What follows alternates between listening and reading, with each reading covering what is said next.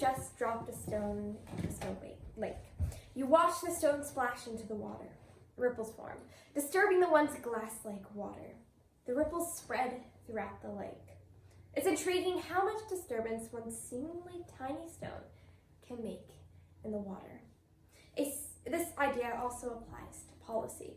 A seemingly good bill can send negative ripples throughout a country. And this is why I stand resolved that the federal government should not cancel up to $50,000 in student loan debt for every person with student loan debt. We'll explore this topic by looking at 3 different issues: the issues of funding, morality, and economics. And by the end of the day, there will be no doubt in your mind that this seemingly innocent bill will indeed send negative ripples throughout our economy. Let's start off with discussing funding.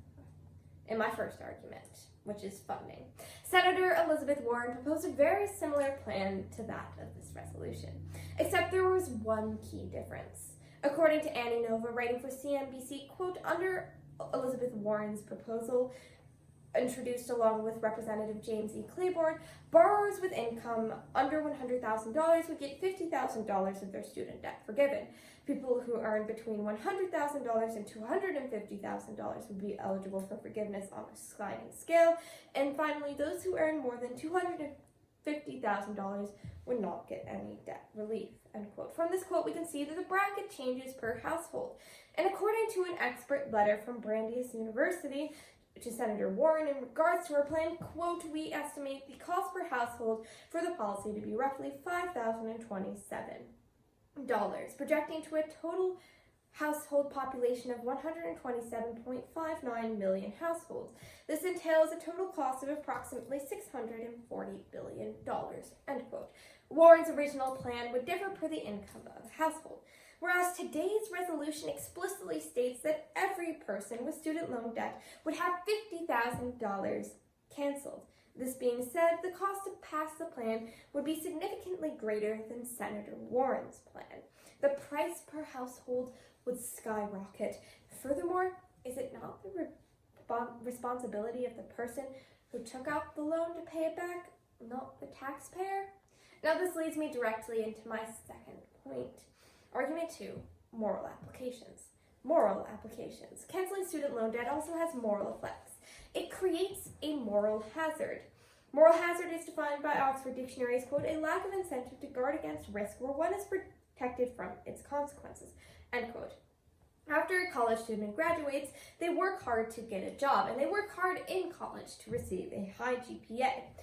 But let me ask you a question. If a student knows that they will have $50,000 of their debt canceled, why would they work hard in college? Why would they work hard after college to get a job?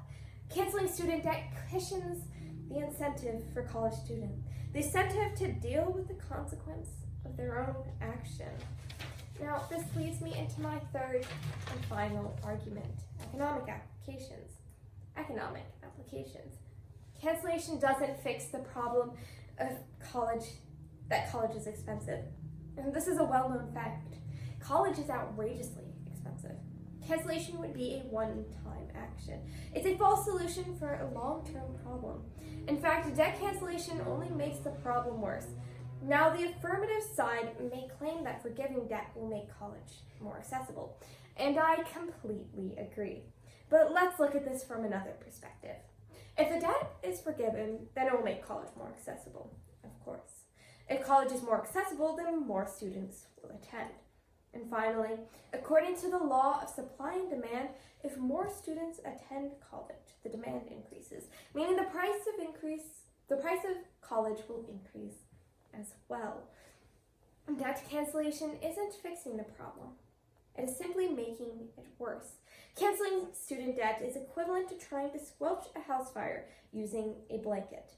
It will only make the problem worse. Although student debt cancellation may seem like an innocent policy, through looking at the lens of funding, morality, and economics, I have shown you that it will in fact send negative ripples throughout the economy of our country. And this is why I still stand resolved that the United States government should not cancel up to $50,000 of student loan debt